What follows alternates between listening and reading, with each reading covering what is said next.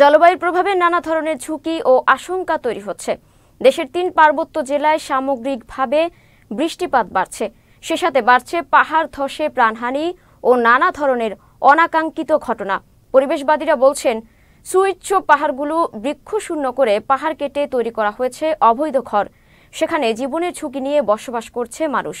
ফলে পাহাড় ধস ও প্রাণহানির ঘটনা বিগত সময়ের চেয়ে অনেক গুণ বেড়ে গেছে।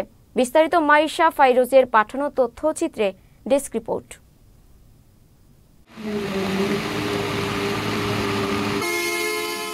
টানা কয়েকদিন বৃষ্টি হলেই পাহাড়ি এলাকায় আতঙ্ক নেমে আসে পাহাড় ধসের আশঙ্কায়। পার্বত্য জেলায় পাহাড়ের পাদদেশে বসবাসকারীরা এক নিদারুণ আতঙ্ক নিয়ে সময় কাটান। কয়েকদিন ধরে বৃষ্টি হচ্ছে, এরই মধ্যে পাহাড় ধসের আশঙ্কার কথা জানিয়েছে আবহাওয়া অফিস।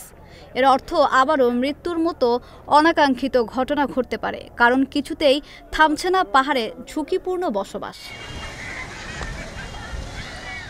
এদিকে গেল কয়েক বছরে পার্বত্য অঞ্চলে বেড়েছে ভূমিধসের ঘটনা।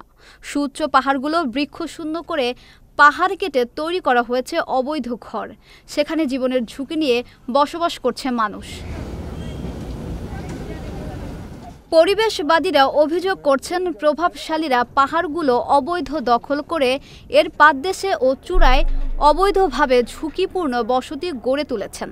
ভাড়া ও দখল সত্ত্ব কেনাবেচার মাধ্যমে বিপুল পরিমাণ অর্থ হাতিয়ে নিচ্ছেন তারা।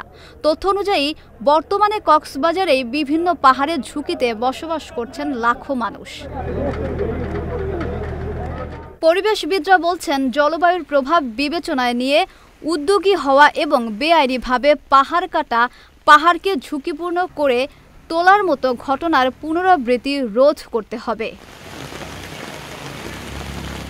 পাহাড় ধস ও প্রাণহানির সর্বাত্মক পদক্ষেপ নিশ্চিত করার পাশাপাশি সচেতনতা বৃদ্ধিতে প্রশাসন যথাযথ ব্যবস্থা নেবে, এমনটাই প্রত্যাশা সবার। Lima Talukdar, channel S news desk.